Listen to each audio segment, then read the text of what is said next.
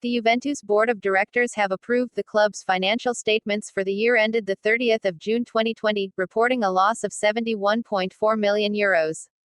The club were expected to be around €70 million in the red according to a recent report from Calcio e Finanza, who based their figures on Exor's Juve's holding company financial statements for the year. Juventus have now released a statement on the club's official site, confirming the loss for the year-end ahead of the shareholders' meeting which will take place on the 15th of October. The statement highlights the effects of COVID-19 pandemic and its impact on European football, in particular, resulting in a €71.4 million for the Bianconeri for the financial year 2019-2020, marking a negative change of €31.5 million compared to the loss of €39.9 million registered for the previous year. A breakdown of the loss highlighted. Lower operating revenues for €63.8 million, higher expenses from players' registration rights for €15.6 million, higher amortization, depreciation and write-downs on players' registration rights for €25.8 million, higher other amortization and depreciation for €5.7 million, mainly due to the first application of the accounting principle IFRS 16, and greater net financial charges of €2.4 million.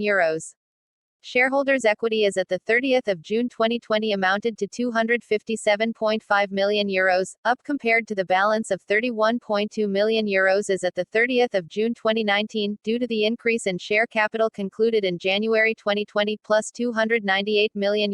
net of the associated costs, due to the loss in the year, minus €71.4 million, and the changes in the financial assets fair value reserve minus €0.3 million.